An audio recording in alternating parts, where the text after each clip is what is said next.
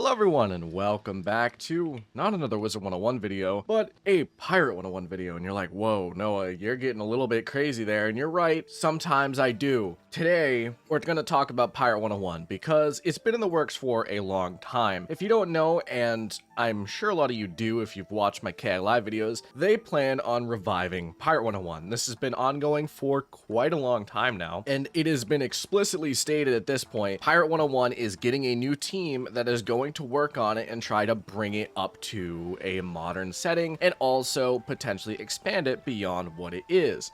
So today I wanted to go over what I hope to see, what I expect to see, and kind of some theories on what we could potentially see from a new Pirate 101, while also just walking around, you know, just having a good time. Now real quick, let me tell you a little bit about my experience with Pirate 101 and kind of my knowledge on the game to give kind of a precursor to this. I have one pirate who is even remotely close to max, which is this character right here, a level 59 swashbuckler in Aquila. Now, I've had this character since the game came out. This is actually, I believe, my very first character that I ever made back in 2012, again, when the game came out, and I've kind of quested him up just passively over time. I didn't really do anything particularly interesting on Pirate. I just kind of quested a little bit until around 2017, I believe it was, when I just randomly one day decided to hop on, and I quested all the way up through Marleybone, and then just more recently, I quested through Marleybone up into Aquila. This is about where I am right now with Pirate 101 and kind of how I've gotten to this point. I haven't done anything too particularly interesting. I haven't maxed out a ton of pirates or anything. I've just kind of, you know, vibed on this one, and that's really it. Now, what were my thoughts on the game as I went through it?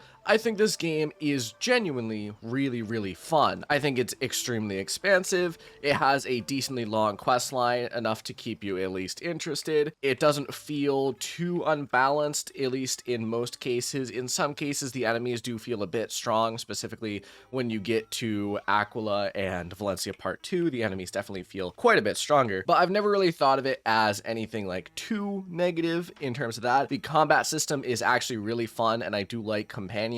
It's very much unlike Wiz, where I think Wiz's weakest point is its combat system, where this game's strongest point is its combat system. It's very much unlike Wiz in that regard, and I have always loved it for that. Going on strong suits as well, I think the graphics are amazing. I mean, just look at Mushu. This is what we want Mushu to be in Wizard 101. Like, vibrant, beautiful looking, just amazing. Like, you probably saw it back there. That looked like Shoshan Village in Mushu in Wizard 101, and this kind of mirrors Hamatsu Village a little bit, at least in some cases, but you could just see it looks so beautiful. And I have always loved Mushu in this game. Like, look at this tree. This is beautiful right here, and I really wish that there was more like this in Wizard 101. I feel like Wizard 101, while having technically better graphics than this, doesn't really cash in on the beauty aspect of it like this game does, and it does that in a lot of cases.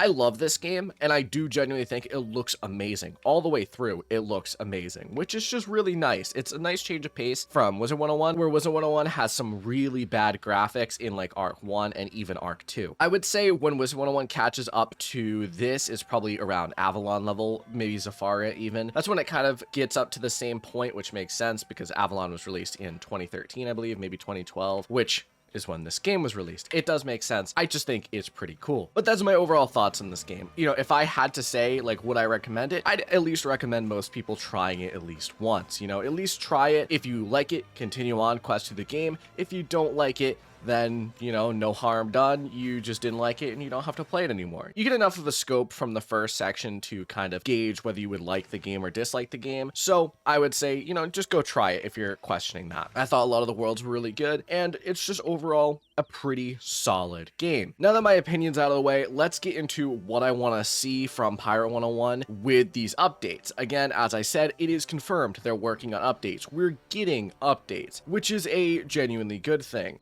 I can't go over here, apparently. That's tragic. So what changes would I like to see? Well, I'm going to go in order of importance in my eyes and what I think is needed to really bring this game back on its feet and get people to start playing it again. First off, and this is the biggest one for me, and simply the biggest one as a player and a YouTuber specifically, is please make this game have borderless full screen. It is nigh necessary for any game in the modern age to have. If you can't tell just by looking at my settings, I'm on a 4K monitor. So I'm looking at an incredibly small version of the game in the top left to fit the aspect ratio of my recording over here without messing anything up by making it go full screen, because when you just go regular full screen, it does tend to mess things up. I really need to see a borderless full screen and also a UI scaling, because you can't change the size of the UI right now. So like right now it is at a good size. If I made it go full screen, or I made it try to fit to my monitor, it would be incredibly small. So I would like to see something like that, just bringing up the game to the modern age in terms of just UI and look. That would be really good. And they don't even need to add like 4K support, because it like the graphics still look fine when you have it in that full size. It's just a matter of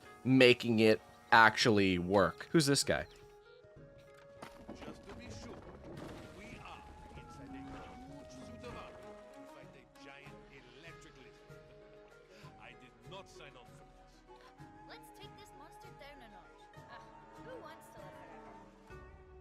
I think I just started a battle with a mech. Wait, I'm in a mech. This isn't what I wanted.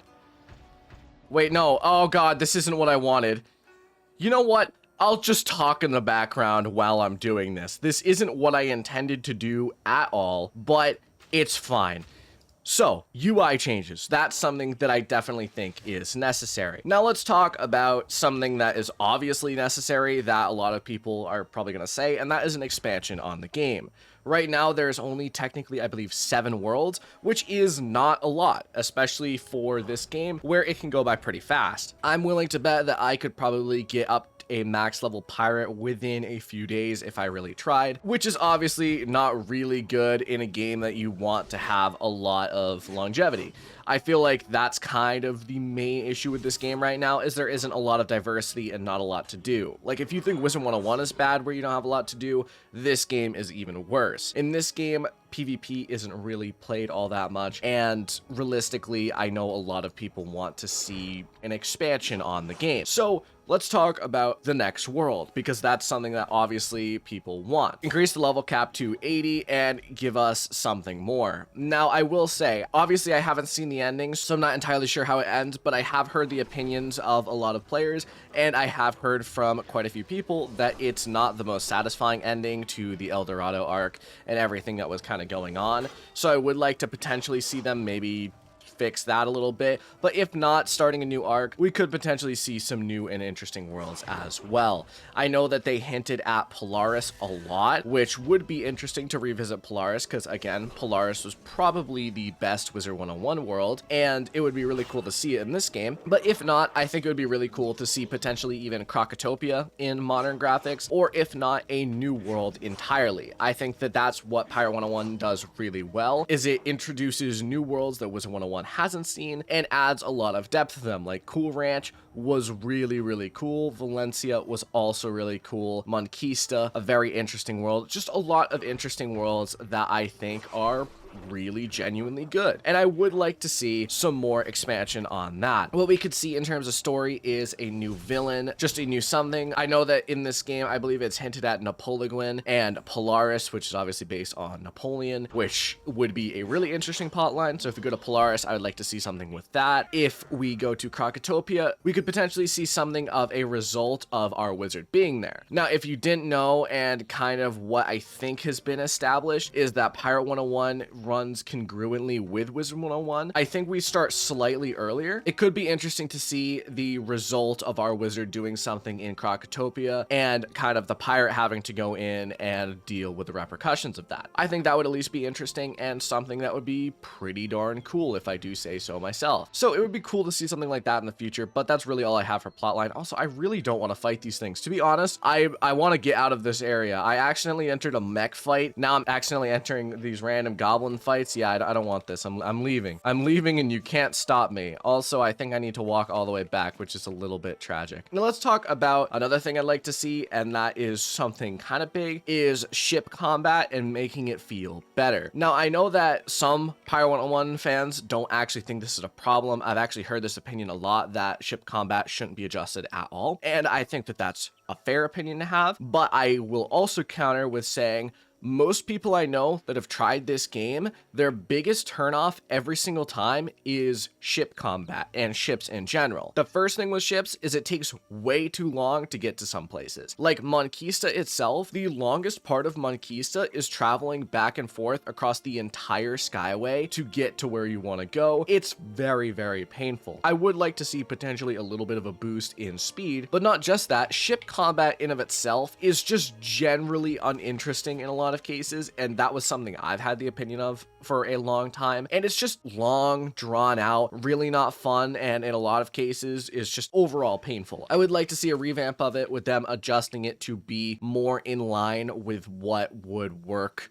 in, say, Wiz or work in Pirate in general. Something that would be more engaging and just better on newer players as well as older players. The final thing I want to talk about is adding different dungeons with different gear sets. Now, the reason why I want to say this is because Pirate101, as far as I know, only has one major dungeon that has a major gear set, and that's Fu Manchu, I believe. I could be wrong. Now, obviously, there's some other gear dropped throughout the game that you can wear, but compare it to, say, Wizard101, where in Wizard101, you have so many dungeons that you could do for gear throughout the entire game that allows for a lot of kind of side things if you want to, right? Like you have Kimblung Village, then you have Mount Olympus, then you have Barkingham Palace, you have Waterworks and Zigzag, then you have, say, Atlantia if you want to do. There's just a lot of side dungeons that you can do throughout the game. Not going to list the rest of them because there's still a ton more that you could do. But Pirate101 doesn't really have that, and I would very, very much like to see a lot more dungeons like that. At least another one added around the level 30 range, because in this game, it kind of just goes, at least for me, you use Bazaar gear up until that Fu Manchu level, and then you use that, but then there's really nothing to do after that anyway because you've reached the end of the game. So that's what I'd like to see in an expansion